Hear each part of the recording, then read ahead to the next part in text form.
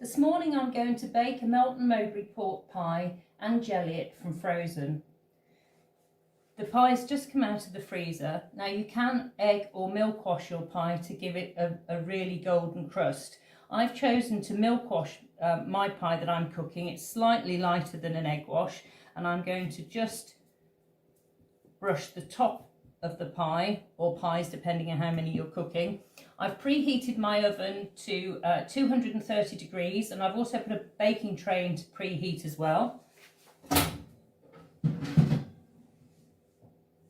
I'm going to bake my pie on the middle shelf of the oven.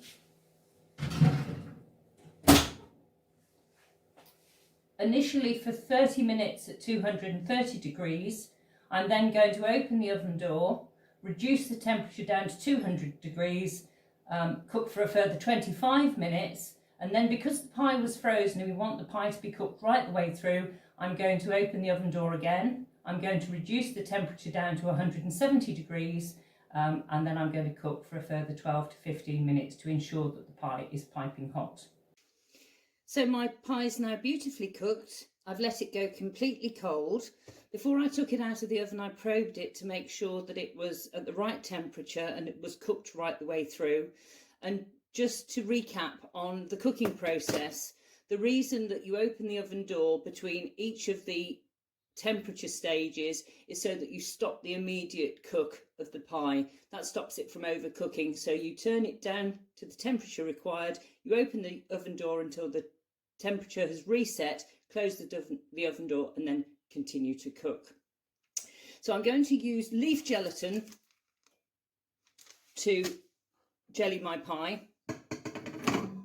And in this pan here, I've got 2 sheets of leaf gelatin that I've soaked just for 5 minutes or so that they're a bit wobbly like that. And I'm going to put them into a saucepan. I'm making half a pint, so I've got half a pint of cold water going into the saucepan. What I don't want to do is to boil the gelatin. I just want to warm it through. So I'm going to put my 2 sheets of jelly into the saucepan, and then I'm going to watch that, and I'm slowly going to dissolve it. So I've got my beautiful pie there. The next thing I need to do is make some holes in the pie.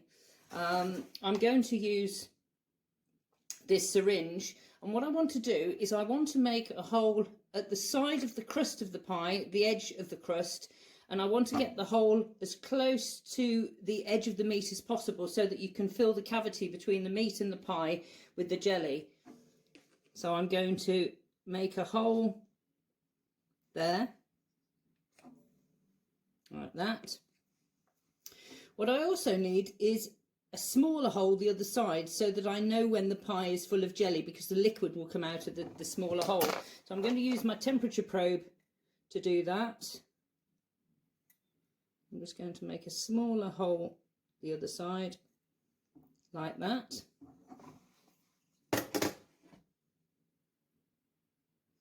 This is a set jelly, but it's not as firm as if you were making a terrine or some sort of pudding. I'm just going to give my jelly a stir. We want it to be fully dissolved before we do anything with the liquid. You can see you've just got the clear liquid.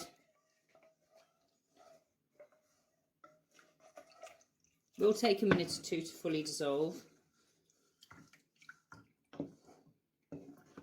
4 sheets of gelatin will make a pint of fluid.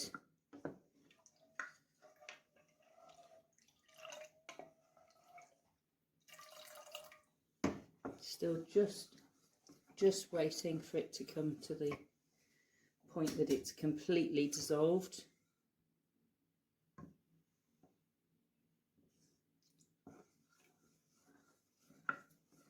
Yeah, I think that's got it.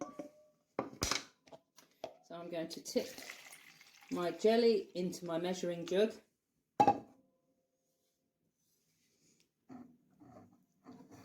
And then I'm going to tip, and this is quite an easy process, I'm going to tip the jelly warm straight into the holes that I've made in the pie. And you just keep pouring. The jelly's going to fill all the crevices of the pie, and you just keep pouring until the jelly comes through the hole the other side.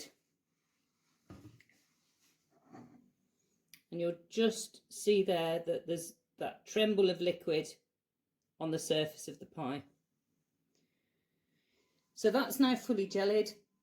I'm going to leave it in the fridge for a good hour, couple of hours, until the jelly is completely set, and then it will be ready to bag and to sell. A beautifully cooked and jellied Melton Mowbray pork pie.